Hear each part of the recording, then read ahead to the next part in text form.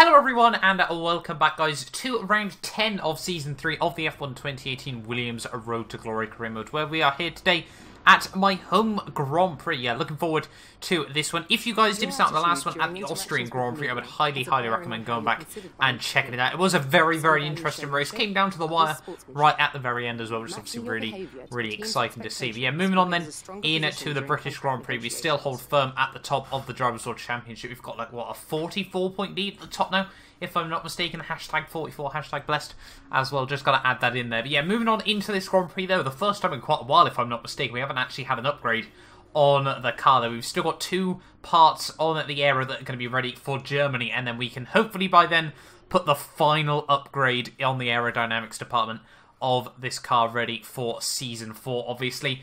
I will most likely not be racing a Williams for Season 4, but as I've done a vote from you guys, I decided I would future-proof the team ready for them. But we start this video in free practice for a little bit of something different. Not often I start races from the free practice screen, but as you can probably tell by the title, I'm a noob. Now, I went into free practice, obviously started doing some runs, and decided, you know, it'd be a sensible idea, save the good engines for the race, and focus on using some of the older ones, you know, use the old parts that are already shredded. It doesn't matter too much in free practice. All we're trying to do is just, you know, sort of harvest, what's it called? I've already forgot the name of it now.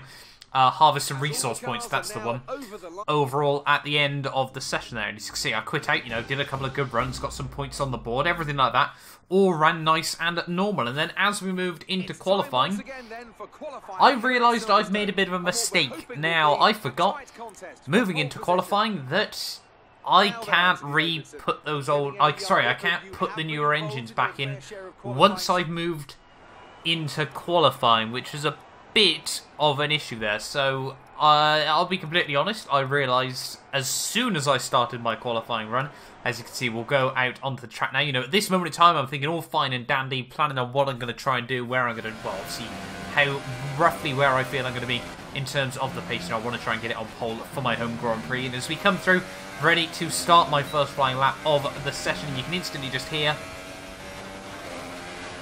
that horrible scrubbing sound it almost sounds like, and I can just tell straight away that was coming from the engine. And well, I knew as soon as I did that I had to go back to the garage and have a look up what the engine wear was on. And obviously for those of you guys that, you know, have been following the entirety of the season, you'll know this engine took the first 5 races and it was basically just, most of the parts were just destroyed. You can see the ICE and the turbocharger were both very worn out. The gearbox as well, if I'm not mistaken. Obviously, it's not quite a part that we're using now, but that was completely destroyed as well. But yeah, I had then 82 minutes worth of repair times, which, as you guys know, a qualifying session of 18 minutes, no matter which way you look at it, that engine isn't going to be able to get replaced in time. So that means I'm unfortunately starting at the back for the British Grand Prix. Quite possibly one of the noobiest mistakes I think I've ever made on this game, and it just goes to show, although I'm already over, what, 50 races into this career mode, I can still make silly mistakes like that. But there we are then, we're starting at the back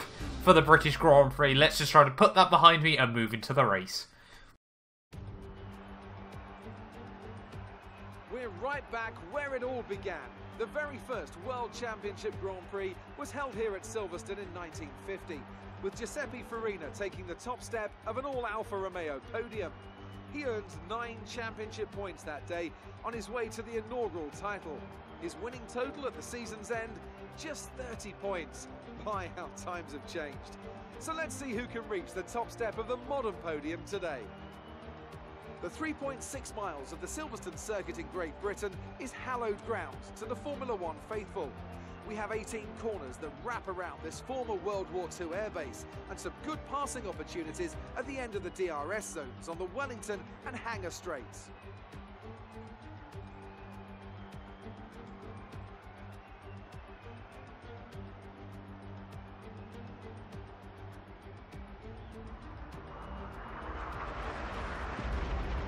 Well then, after an exciting qualifying session yesterday, let's take a look at how the cars line up.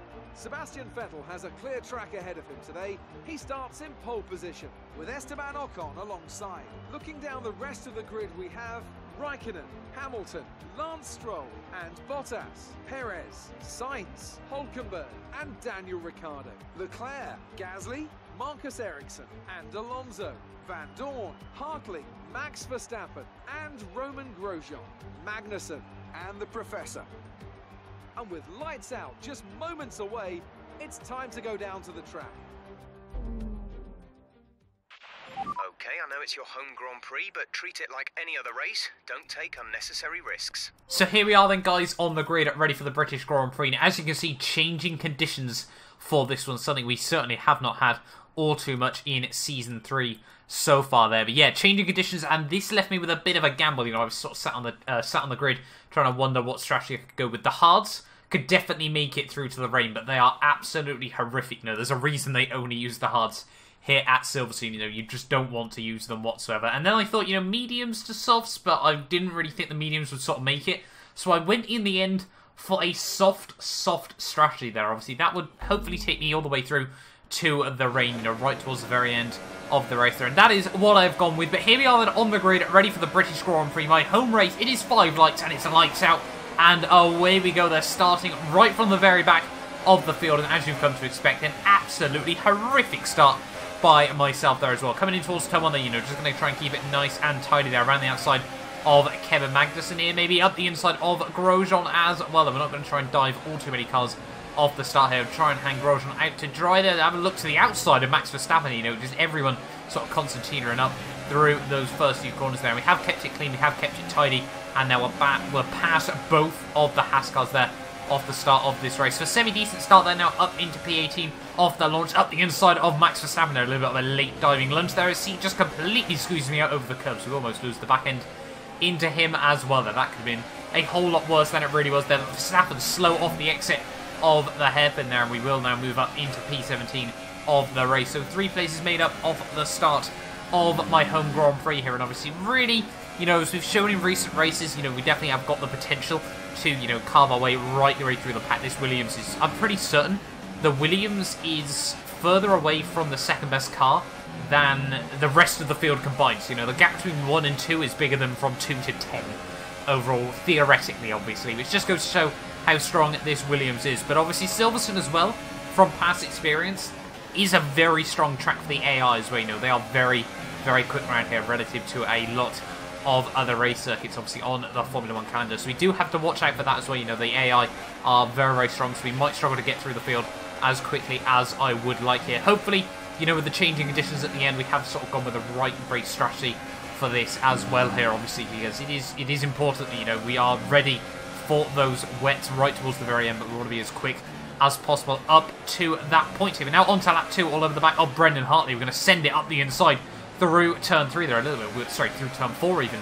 A little bit of wheel-to-wheel contact there. I felt I was surely enough alongside Brendan there to warrant the space, but yeah, he just turned in on me anyway there. And 1 lap later, now all over the back of the Mclaren of Stoffel Van Dorn. McLaren, they just have not had the progress in this career mode so far. I think they're ranked about the 5th or 6th team, but, you know, they just can't seem to get it in terms of the races as well. It was obviously really, really unfortunate for those guys. But coming through turn 1, he's just really, really struggling with the front end of this car. It really just did not want to stick overall, which is becoming increasingly frustrating here. But around to the outside of Van Dorn, we're going to do exactly what we did to Brendan Hartley 1 lap ago. Try and hang him out a little bit more to dry so he doesn't try to turn in on me there. And now we move ourselves up into P15 of the British Grand Prix here. See, we're five places up in 3 laps. That's been an okay start to this race here. Just 1 lap later, we were now trying to close up to the back of Fernando Alonso as well here through turn 1. We do actually just about get the line right there. It's just about flat out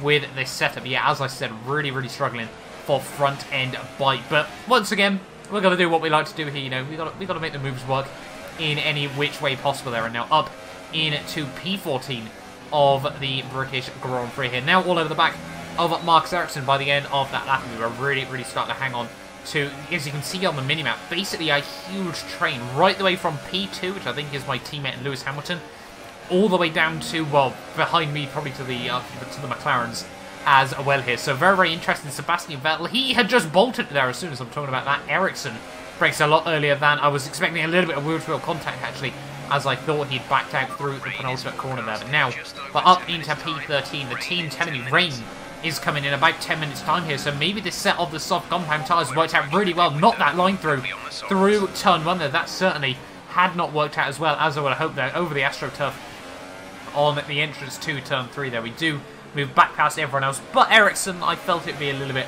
you know, a little bit unsportsmanlike if I tried to make the move work on him as he, well, he, you know, he had the place going through turn 1 there. So back now down to P14 of this Grand Prix here as we now come through in towards Sector 2 there. Rixon so slow on the apex of the corner here as we now come through the hairpin here out onto the old front straight. You can see just run a little bit wide and dip the wheel on the gravel there. That sent us over the grass.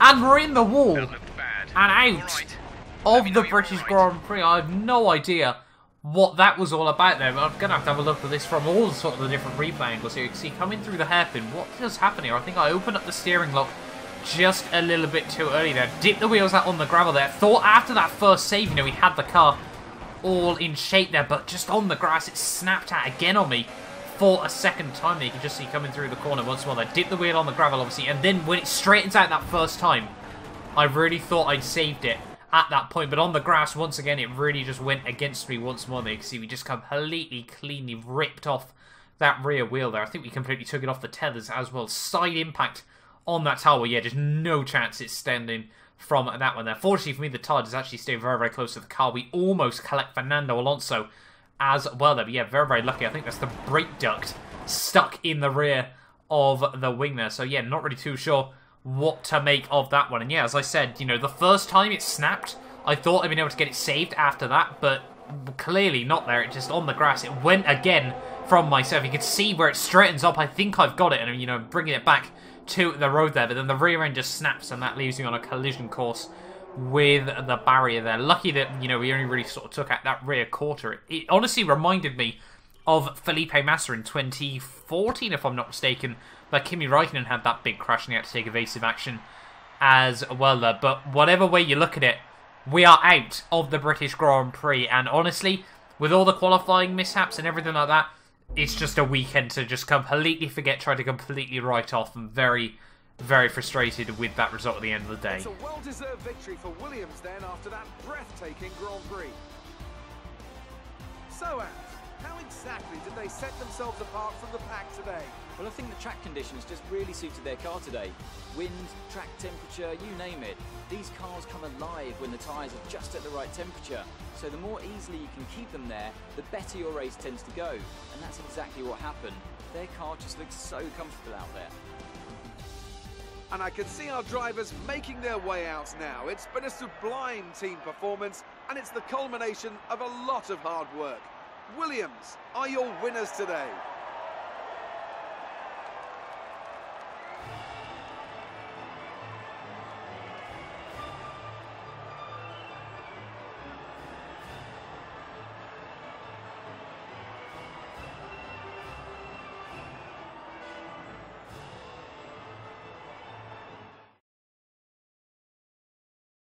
So yeah, as I said, guys, at the end of the day, just a race that we definitely have to forget there. Lance Stroll wins his third race in a row here, so really starting to prove himself as maybe a title challenger there. He's only one win short on me now at this stage of the season. Now, I've only got 4 from the opening 2 rounds, and then I think Monaco and Canada, if I'm not mistaken, as well. So Lance, yeah, really starting to come into his own in this middle phase of the season there. But yeah, we the only retirement in that Grand Prix, and as I said, just a race that we just desperately need to forget. Try and, you know, go into the German Grand Prix next time with a completely clean state there. Luckily for me, Sergio Perez still somehow in P2 of the Drivers' World Championship, still 40 points back, so we do have that safety barrier as well there. But Lance has now jumped Daniel Ricciardo, he's now up into P4, and honestly, it might not be very long until he's really sort of to challenge me for the Drivers' World Championship there. But that's a race for another day. I will be releasing the German Grand Prix hopefully tomorrow as well. I can tell you guys now it is a very exciting race. But thank you all so much for watching this video. Make sure you like and subscribe, and hopefully, as I said, I'll see you guys next time for the German Grand Prix.